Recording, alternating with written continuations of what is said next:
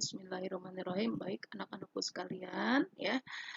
Kita lanjutkan materi kita. Kita masih membahas mengenai bab 1 tentang sel, ya. Tapi di sini yang akan kita pelajari yaitu mengenai transportasinya, ya, yaitu transportasi melalui membran. Baik, ya, kita lanjutkan ya anak-anakku. Mudah-mudahan kalian selalu dalam keadaan sehat dan selalu semangat ya untuk mengikuti pembelajarannya. Oke, kita lanjut ya. Nah, jadi sebelum ke transportasinya, kita menjelaskan dulu apa sih fungsi membran ya. Fungsi membran ya, karena membran itu merupakan bagian terluar dari salah satu sel, contohnya misalnya sel hewan, itu kan bagian terluarnya adalah membran ya. Jadi fungsi membran yang pertama adalah sebagai pengontrol ya, pengontrol keluar masuknya zat ya. Kemudian yang kedua yaitu sebagai pelindung ya, sebagai pelindung organel-organel sel yang ada di dalamnya ya. Kemudian yang ketiga adalah sebagai reseptor atau penerima rangsang, baik rangsang yang datangnya dari luar ataupun dari dalam sel ya. Nah, itu fungsi daripada membran sel. Nah, kemudian sekarang kita pelajari bagaimana strukturnya ya. Strukturnya atau susunan daripada membran itu sendiri ya. Membran itu tersusun yang pertama yaitu dari lemak ya. Dari lemak, kemudian ada protein ya, kemudian ada karbohidrat juga. Tuh ya. Nah, kemudian di sini kita lihat. Nah, ini adalah lemak. Ya, ini adalah lemak ya. Kemudian ini lemak bagian kepalanya ya, yaitu yang tersusun dari fosfat ya, yang sifatnya bersifat hidrofilik ya, yaitu bersifat hidrofilik itu artinya suka air. Tuh ya. Nah, yang ini adalah bagian ekornya ya atau bagian lipidnya ya. Nah, di sini sifat dari lipid itu sendiri bersifat hidrofobik. Artinya dia tidak suka air. Ya, tidak suka air, maka kalau kita lihat bahwa membran itu bersifat semipermeabel, ingat ya. Nah, untuk lemak itu ada dua lapisan ya. Ada lapisan ini lapisan luar, ini lapisan dalam ya. Maka disebut dengan dua lapis fosfolipid ya, karena tersusun dari dua lapis lemak ya, atau disebut dengan fosfolipid bilayer ya. Nah, kemudian yang ini yang disebut dengan proteinnya ya. Ini disebut dengan protein itu ada ada dua macam ya. Ada protein periferal, yaitu protein yang letaknya menempel di satu sisi lemak. Nih ya, ini kan lemaknya. Nah, kemudian yang ini adalah protein yang menembus, letaknya menembus dari dari lapisan atas sampai ke lapisan dalam. Ya, atau lapisan atas ke bawah atau luar dalam itu ya, yang disebut dengan protein integral ya. Nah, ini protein integral. Nah, di sini kenapa disebut dengan protein glikoprotein integral, bukan protein integral ya. Nah, ini kalau letaknya ini adalah jenis daripada protein integral. Ini disebut dengan glikoprotein integral. Kenapa? Karena di protein ini ada karbohidratnya ya. Jadi karbohidrat itu disebut dengan glikoprotein jika karbohidratnya melekat pada bagian protein. Nah, ini ya yang seperti rantai ini ya. Ini berbentuk rantai juga ini. Ini adalah karbohidratnya ya. Jadi kalau karbohidratnya menempel pada bagian protein maka disebut dengan glikoprotein ya. Kalau menempelnya yang ini pada bagian lemak maka disebut dengan glikolipid. Udah, kita lanjut ya. Itu struktur membrannya ya. Nah,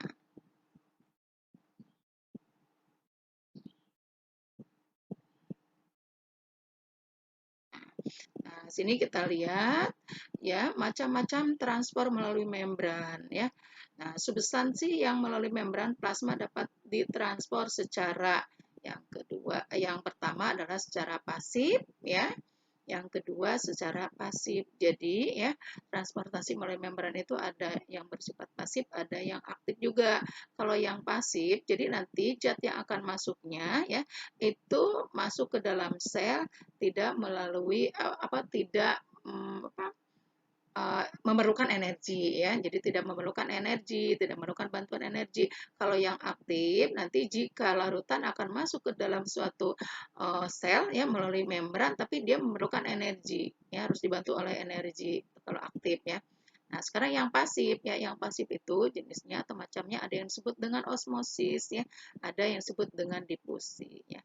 Kalau osmosis adalah perpindahan suatu zat dari konsentrasinya yang rendah ke konsentrasi yang lebih tinggi kalau osmosis ya, dalam kata apa, dalam peribahasa sehari-hari atau dalam kata sehari-hari apa, osmosis itu perbedaan suatu larutan dari yang encer ke larutan yang lebih kental gitu ya, kalau dalam bahasa sehari-hari ya.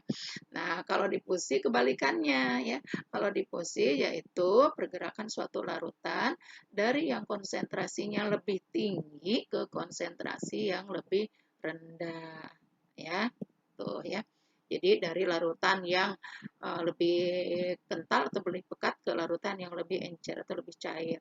Contoh difusi yang paling gampang, misalnya kalau kalian memasukkan sirup, misalnya, nah ke dalam segelas air putih, itu ya. Nah sirupnya itu kan lebih kental, ya konsentrasinya lebih tinggi ya daripada konsentrasi yang ada di dalam air putih tadi, gitu ya.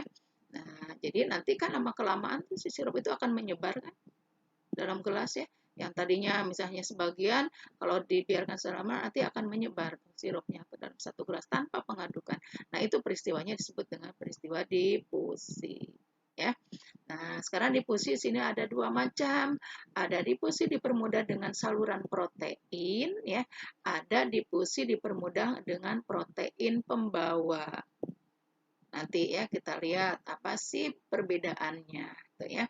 Nah, kemudian yang aktif ya, transfer yang secara aktif. Tadi kan sudah dikatakan ya bahwa transfer aktif itu transfer yang memerlukan energi, memerlukan bantuan energi. Nah, di sini ada tiga macam. Ada yang disebut dengan unipor, ya, simpor, dan antipor. Nah, apa nanti perbedaannya? Next ya, kita lanjut.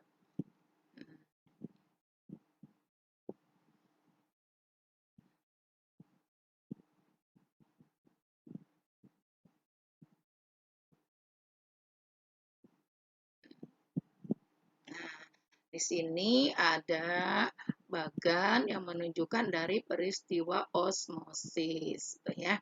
Nah, contoh misalnya di sini ya ada dua jenis sel ya, ada sel hewan dan ada sel tumbuhan ya. Nah, bagaimana jika sel hewan ini ya, ini sel darah ya, ini sel darah merah ya, ini sel hewannya. Jadi jika sel hewan dimasukkan ke dalam suatu larutan yang dimana larutannya bersifat hipertonik, berarti konsentrasinya lebih tinggi ya. Jadi ini dengan kata lain, ini sel darah merah dimasukkan ke dalam satu larutan ya yang bersifat hipertonik. Nah, nanti di sini apa yang akan terjadi ya? Yang akan terjadi di dalam sel darah merah ini kan konsentrasinya lebih rendah nih yang di dalam darah ini ya.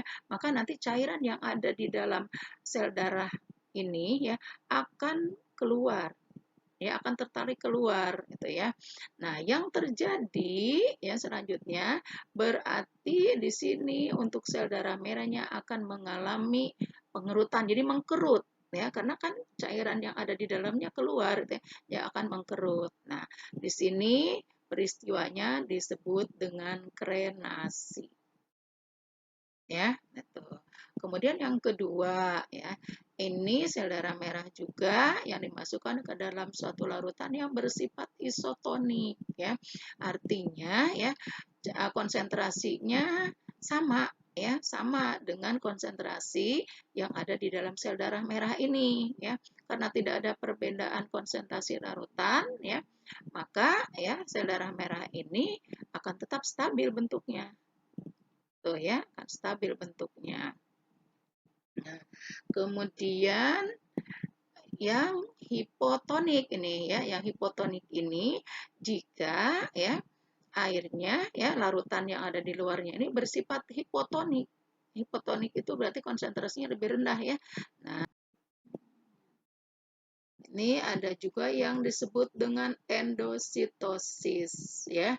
Endo itu adalah proses pemasukan suatu zat ke dalam sel ya. Itu ada yang disebut dengan fagositosis ya, jika yang masuknya berupa zat padat. Nah, ini ya. Nah, kalau vinositosis yaitu jika yang masuknya berupa cair ya.